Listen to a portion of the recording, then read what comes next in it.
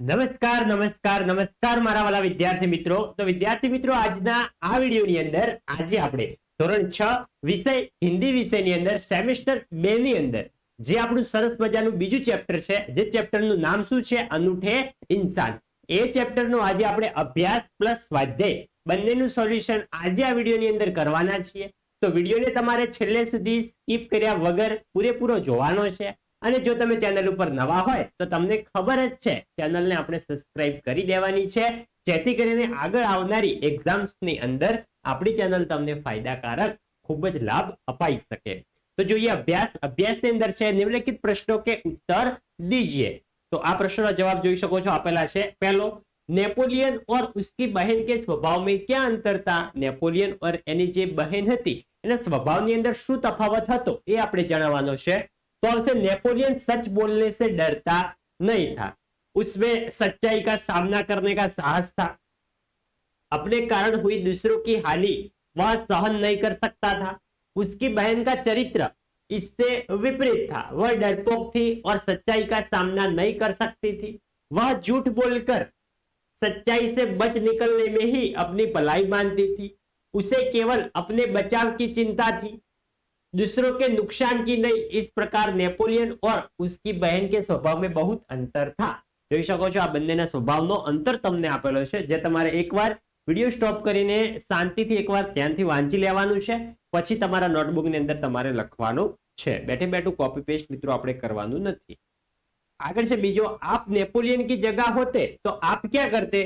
આ પ્રશ્નનો જવાબ તમારે જાતે લખવાનો છે. અહીંયા ફક્ત ખાલી તમને સમજવા પૂરતો આપેલો છે कि जो तमे नेपोलियन की जगह होत तो तमे शू करत. तो यह है कि नेपोलियन का धक्का लगने अमृत बेचने जाने वाली लड़की से अमृत कीचड़ में गिरकर खराब हो गए थे.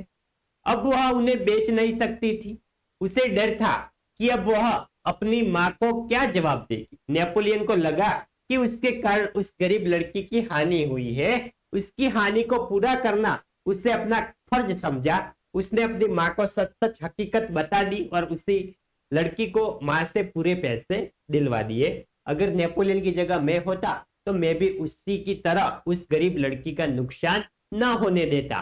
आगे जाइए. आगे से तीजो कि आप अपने जेब खर्च का उपयोग किस प्रकार करते हैं. એટલે કે જે તમારો ખર્ચો છે, દૈનિક ખર્ચો જે છે તમારો પડીકાનો છે, એવો બધો તમે ખાઓ છો. રીલમાં તો આપણે ના ખાવું જોઈએ, પણ તમે જે ખાઓ છો એનો મિત્રો ખર્ચો તમે ક્યાંથી લો છો? તમારા મમ્મી પપ્પા પાસેથી. એ તમારે અહીંયા લખવાનું છે. જોઈ શકો છો, અહીંયા તમને ખાલી સમજવા પૂરતો જે છે આન્સર આપેલો છે. બાકી તમારે જાતે જ લખશો તો જ તમને મજા આવશે લખવામાં. આગળ છે ચોથું કે बापू के बारे में आप क्या जानते हैं? बापू यानी कि, तो बापू यानी कि हमारे महात्मा, हमारे राष्ट्रपिता महात्मा गांधी. तो बापू का पूरा नाम मोहनदास करमचंद गांधी था. लोग उन्हें महात्मा गांधी के नाम से जानते हैं. महात्मा गांधी ने देश की आजादी के लिए अंग्रेजों से लंबी लड़ाई लड़ी. वे अनेक बार जेल गए थे. उन्होंने कई सत्याग्रह किए. आजादी के लड़ाई में देश के जनता ने उनका पूरा साथ दिया था. लोगों ने उन्हें राष्ट्रपिता का सम्मान दिया. 15 अगस्त 1947 को हमारा देश स्वतंत्रता हुआ, यानी कि आजाद हुआ था. 30 जनवरी 1948 को दिल्ली में बापू की हत्या हो गई. बापू ने हमें शांति, प्रेम और अहिंसा का संदेश दिया था. उनकी समाधि राजघाट के नाम से प्रसिद्ध है और कहाँ आई हुई है? वो दिल्ली में है. आगे जाइए.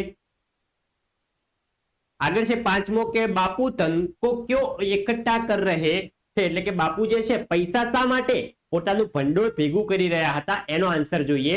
तो उस समय देश में आजादी के लिए आंदोलन चल रहा था. बापू उसके नेता थे.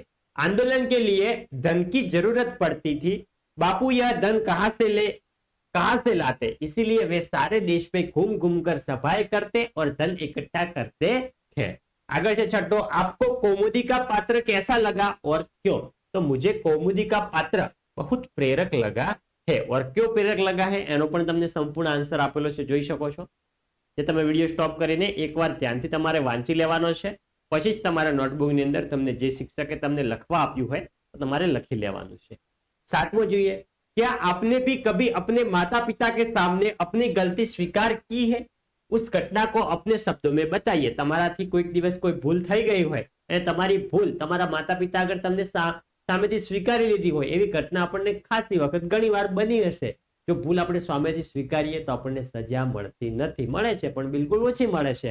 અને આપણે એક ભૂલને છુપાવવા એક જૂઠ બોલીએ તો એ એક જૂઠને છુપાવવા માટે આપણે બીજા 100 જૂઠ બોલવા પડતા હોય છે. એટલે મિત્રો આપણે જિંદગીની અંદર કોઈ પણ ભૂલ કરી દઈએ તો ભગવાન આગળ અથવા પોતાના માતા પિતા આગળ ભૂલને આપણે કબૂલ કરીને માફી માંગી લેવી જોઈએ.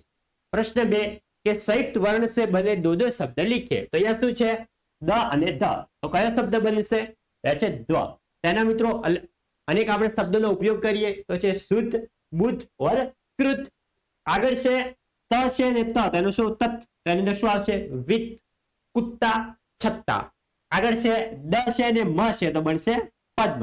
તેની અંદર આવશે પદ્મ, છદ્મ ને સમજ. આગળ છે દ અને વ તો બનશે દ્વ. તો વિદ્વાન, દ્વાર અને દ્વેષ. પછી છે હ અને મ તો થશે હમ. આ તો એકદમ સિમ્પલ છે. તો આવશે બ્રહ્મ, બ્રહ્માંડ ને બ્રાહ્મણ. અહીંયા મિત્રો હમ નહીં બને પણ શું બનશે?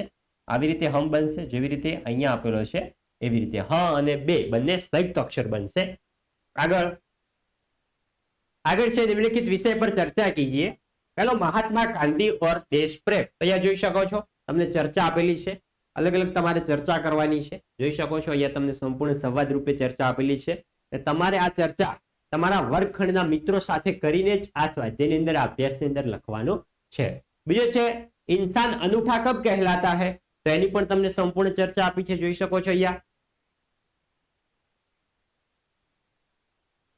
संपूर्ण संवाद आपेलो छे. आगे बढ़िए. आगे छे तीजो के तुम अपने देश की सेवा कैसे करोगे. हम अपने देश की सेवा कैसे कर सकते हैं एना विषे पण प्रश्नों अने सवाल जवाब से चर्चा आपेली छे जे तमारे तमारा मित्रों साथे आ प्रवृत्ति करवानी छे. अचूकथी आगे छे प्रश्न 4 कि नीचे संज्ञा से बनाने वाले विशेषण शब्द दीजिए और उनका प्रयोग वाक्य में कीजिए. तो यह छे धर्म. तो धर्म थी मित्रों कई विशेषण बने? धर्म थी आपणुं विशेषण बनी जाए धार्मिक. અને એનું વાક્ય પ્રયોગ છે મેરે દાદાજી કોઈ ન કોઈ ધાર્મિક કાર્ય કરતે હે. અહીંયા તમે એવું નથી કે આપણે આ જ વાક્ય લખવું. તમને કોઈ સારું વાક્ય તમે લખી શકતા હોય તો નો ડાઉટ તમે બિલકુલ બિંદાસથી લખી શકો છો. અહીંયા છે રંગ. તો રંગીનનું વિશેષણ શું થઈ જાય? રંગનું થઈ જશે રંગીન. તો આવશે શીલા रंगीन कपड़े पसंद करती है. અને આપણે એવું પણ બોલી શકીએ કે ये बाग में बहुत रंगीन फूल खिले हुए हैं. એવા તમે અલગ અલગ વાક્યો બનાવી શકો છો. પછી છે લોભ. તો થશે લોભી. તો આવશે લોભી आदमी से कुछ पाने की आशा मत करो. પછી છે ભારત. તો એનું વિશેષણ શું થઈ જાય? આપણે ભારત દેશની અંદર રહીએ છીએ તો આપણે બધા ભારતીય છીએ. તેમાં શું આવશે? ભારતીય લોક અતિથિ પ્રિય હોતે હે. એટલે કે આપણા ઘરે આવેલો મહેમાન આપણે ભગવાનની જેમ રાખવો જોઈએ. પછી ચમક. એની અંદર શું આવશે? चमकीला. भैया છે सोना चमकीला होता है. सोने का भाव बहुत बढ़ गया है. शक्ति तो आवश्यक शक्तिमान. तो वह सभी काम करने में शक्तिमान है. गुण तो आवश्यक गुणवती. तो सुरेखा गुणवती बालिका है. એવું તમે લખી શકો છો. અને વિદ્યાર્થી મિત્રો જે તમારી હવે પછી જે તમારી લાસ્ટ પરીક્ષા આવશે વાર્ષિક પરીક્ષા, તેને તમે દ્વિતીય વાર્ષિક પરીક્ષા પણ કહો છો, એ વાર્ષિક પરીક્ષાની અંદર સારા એવા માર્ક્સ લાવવા માટે અમારી ચેનલ સાથે જોડાયેલા રહેજો. કારણ કે અમારી ચેનલથી તમને મોસ્ટ ટાઈમપી પ્રશ્નો, મોસ્ટ ટાઈમપી પ્રશ્નપત્રો બધું જ તમને આપવામાં આવશે, જે તમને 100% લાભ કરાવડાવશે. અને આપણા વોટ્સઅપ ગ્રુપની અંદર પણ હજુ સુધી જો તમે જોઈન ના થયા હોય તો કોની વાટ જુઓ છો? હમણાં જ જોઈન થઈ ગયો. લિંક તમને ડિસ્ક્રિપ્શન બોક્સમાં આપેલ છે. બલ છે તેમાં શું આવશે? બલવાન. તો ભીમ બહુત બલવાન છે. આગળ છે દયા. તો શું થઈ જશે? દયાવાન. તો આપ બड़े दयावान पुरुष है. પછી દર્શન. તો શું થઈ જશે? દર્શનીય. તો દક્ષિણ ભારત में कई दर्शनीय स्थल है. આગળ વધીએ. આગળ છે પ્રશ્ન 5 કે ઉદાહરણ કે અનુસાર લિંગ પરિવર્તન કરવાનું છે આપણે. પુલ્લિંગ હોય તો સ્ત્રીલિંગ ને સ્ત્રીલિંગ હોય તો પુલ્લિંગ. અહીંયા છે પુત્ર. તો પુત્રી પુલ્લિંગમાં સ્ત્રીલિંગમાં કન્વર્ટ થયું. તો અહીંયા મેંઢક. તો શું થઈ જાય? મેંઢકી. તરુણ તો આવશે તરુણી. કુમાર તો આવશે કુમારી. પછી છે દેવ તો આવશે દેવી. હિરણ તો થઈ જશે હિરની. અને આ તમને પરીક્ષાની અંદર પૂછાઈ શકે છે આપણે લિંગ પરિવર્તન કરવાનું. આગળ છે બીજો ઉદાહરણ છે તમને શોપ. તો આવશે શોપિન. એવી રીતે આપણે લિંગ પરિવર્તન કરવાનો છે. કુમ્હાર તો શું આવશે? કુમ્હારીન. નાગ તો આવશે નાગિન. બાગ તો આવશે બાગિન. ધોબી તો આવશે ધોબીન. ગ્વાલા તો શું થઈ જશે? ગ્વાલિન. આગળ વધીએ. આગળ છે મોર તો મોરની, એવી રીતે આપણે બીજા શબ્દો. શેર તો થશે શેરની, જાદુગર તો જાદુગરની, માસ્ટર તો આવશે માસ્ટરની, ડોક્ટર તો ડોક્ટરની, ઊંટ તો આવશે ઊંટની. આગળ આગળ છે પ્રશ્न 6 કે प्रश्न 5 में जिन शब्दों के लिंग परिवर्तन किए हैं उनका वाक्य में प्रयोग कीजिए. એટલે કે હિરણ છે તો હિરણ દોડ રહા है અને હિરની છે તો હિરની દોડ રહી है. એવી રીતે આપણે જે શબ્દો બનાવ્યા હતા પુલ્લિંગ અને સ્ત્રીલિંગ શબ્દો એનો આપણે વાક્ય પ્રયોગ કરવાનો છે. એવી રીતે પુત્ર છે તો જોઈ શકો છો પુત્ર અને પુત્રીનો પણ તમને સંપૂર્ણ વાક્ય આપેલો છે. આગળ આગળ તમને મેંઢક અને મેંઢકીનો પણ છે. પછી તરુણ તો તરુણ कॉलेज जा रहा है. પછી તરુણી તો તરુણી कॉलेज जा रही है. આગળ कुमार तो कुमार खेल रहा है, कुमारी तो कुमारी खेल रही है. આગળ છે देव तो देव मुस्कुरा रहा है અને देवी तो देवी मुस्कुरा रही है. पुल्लिंग હોય તો रहा है અને देवी है तो रही है. એકદમ સિમ્પલ છે. આગળ આગળ છે કુમ્હાર અને કુમ્હારીને આપણે બધા વાક્યો વાંચતા નથી, જોઈ શકો છો તમે, તમને આપેલા છે જે તમે વિડીયો સ્ટોપ કરીને એકવાર સંપૂર્ણ ધ્યાનથી વાંચી લેજો પછી લખજો. नाग तो આવશે नाग फुफकार रहा है, नागिन तो नागिन फुफकार रही है. આગળ આગળ છે बाघ तो बाघ गरज रहा है અને बाघिन तो बाघिन गरज रही है.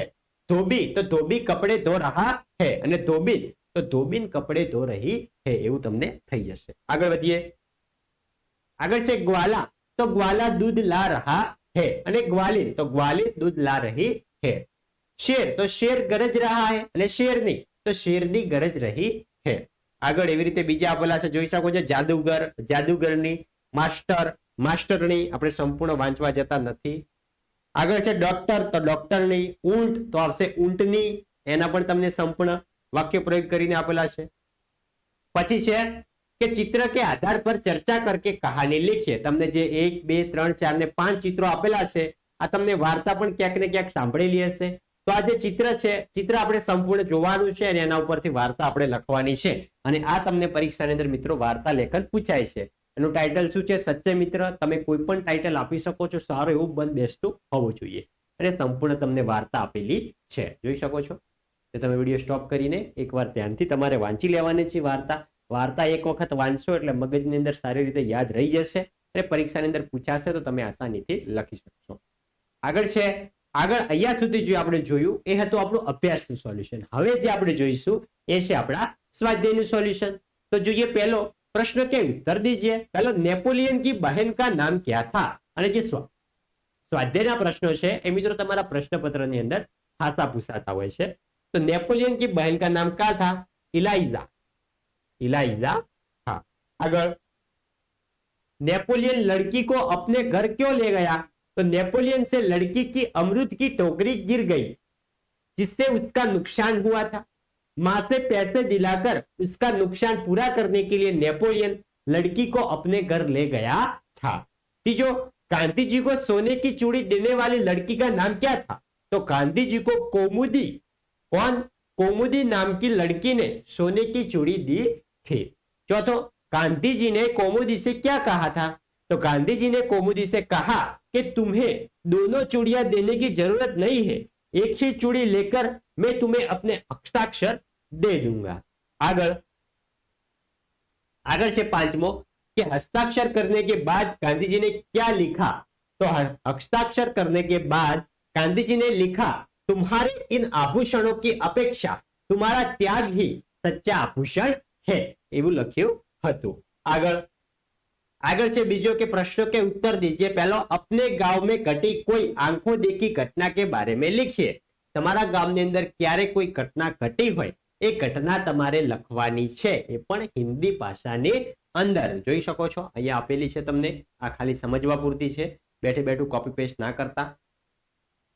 બીજો છે इस इकाई के आधार पर अपने मित्र से पूछने के लिए 5 प्रश्न बनाइए.